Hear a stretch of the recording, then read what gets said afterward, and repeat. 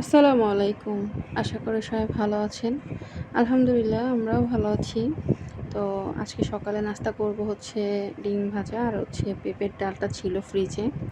তো আমি ভাবছি এটা ভালোই ছিল। পরে দেখি নষ্ট হয়ে গেছে। মানে নষ্ট না, একটু টক হয়ে গেছে। তো আমি কোনোরকম খেয়ে নিছি, কিন্তু ইমু খাইতে পারে নাই, ফালাই দিছে। তো যাই হোক, আমি আজকে রান্না করব হচ্ছে পাঙ্গাস মাছ দিয়ে, মানে ভুনা করব। তাই হচ্ছে মাছটা আমি ভালো করে ভেজে নিছি। আর এখানে আমি পেঁয়াজের মধ্যে হলুদ লবণ সব কিছু দিয়ে দিছি, আর সাথে জিরা বাটা ছিল, পেঁয়াজ আর জিরা বাটা ছিল, সেগুলোও দিছি। মাছ ভুনায় একটু পেঁয়াজটা বেশি লাগে, তাই মশলাটা ভালো করে কষায় তারপরে হচ্ছে আমি মাছগুলো দিয়ে দিব। তো যেহেতু মানে কারফিউ চলতেছে, ইমু বাজারে যাইতেছে না, আর আমি বলছি যে সব জিনিসপত্রের এত দাম, দরকার নেই, থাক বাজারে যাওয়ার। তাই আমরা হচ্ছে বাসায় যা যা ছিল তাই দিয়ে হচ্ছে মানে কোনো রকম চলতেছি। তো ডাল ছিল ফ্রিজে, সেটা গরম করে নিলাম। আজকে বেশি কাজ টাজ ছিল না, এই যে আনাস ঘুমাইতেছে। তো এখানে হচ্ছে আমরা এখন লাঞ্চ করব। তো আগের দিনের হচ্ছে শাক দিয়ে আমি হচ্ছে ডাঁটা শাক দিয়ে আলু ভাজি করছিলাম, সেগুলো পরে হচ্ছে নামায় নিছি। আর আমার হচ্ছে মন মেজাজ খুবই খারাপ ছিল, কারণ ইমুর হচ্ছে অফিস খুলতেছে না, বন্ধই ছিল।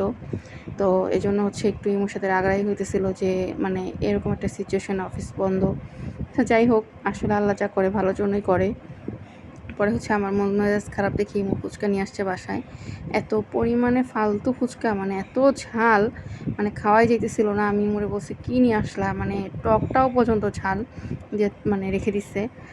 তো পরের দিন হচ্ছে সকালবেলা আনাজ ঘুম থেকে উঠছে আর ইমু বাজারে গেছে। আজকে তো বাজার না করলেই হবেই না। তো ইমুকে বললাম, যাও বাজার করে নিয়ে আসো, কারণ প্রতিদিন তো আর হচ্ছে মানে মাছ ভুনা বা আলু ভর্তা খেতে ভালোই লাগবে না। তো কয়েকদিন ধরে হচ্ছে এগুলো দিয়েই খাইতেছিলাম। তো আমি সকালে নাস্তা হচ্ছে ডিম ভাজি আর ভাত নিছি, আর ইমুর জন্যও তাই রাখছি।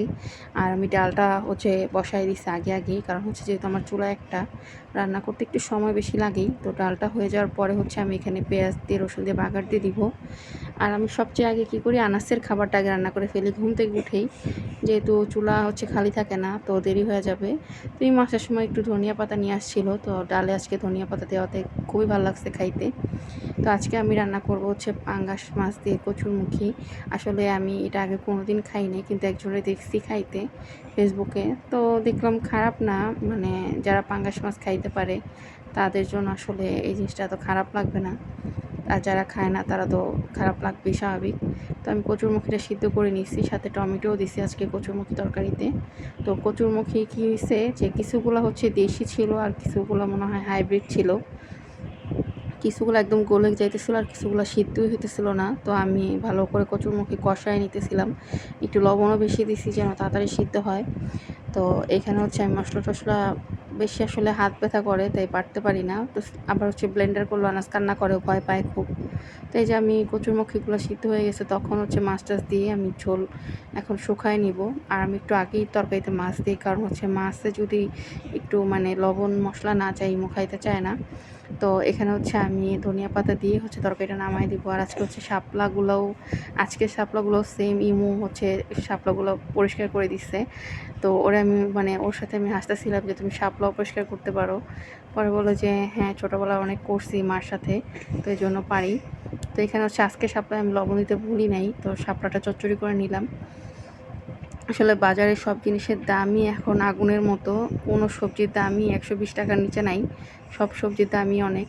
তো এই যে এখানে আমরা হচ্ছে খাবার খাইতে বসছি। আর সারাদিন বাসায় কী করব, বিকালে হচ্ছে ছাদে গিয়ে চা খাই, আর আনাস আর ইমু খেলে। তো এগুলোই হচ্ছে ওদের খেলা। এই যে ইমু বল নিয়ে খেলতেছে, আর আনাস হচ্ছে দৌড়াদৌড়ি করতেছে, আর আমরা চা খাইতেছি। আর আকাশটা খুবই মেঘলা দেখা যাইতেছে। আসলে বাসায় থাকা টেনশন, আর হচ্ছে এগুলো ছাড়া তো আর কিছু করারই নাই। মানে একটা এরকম একটা সিচুয়েশনে ছিলাম, আর কী বা বলবো, মানে কিছু বলার মতো নাই। আমি কিছু বলতেও চাইতেছি না, যা আছে সেটা মনে মনেই থাকুক। আল্লাহ ভরসা, আল্লাহর উপরেই হচ্ছে সব কিছু নির্ভর করতেছে। আল্লাহ যা করে সবার ভালোর জন্যই করে। তো আজকের মতো ভিডিওটা এই পর্যন্তই। সবাই ভালো থাকবেন, সুস্থ থাকবেন। আল্লাহ হাফেজ।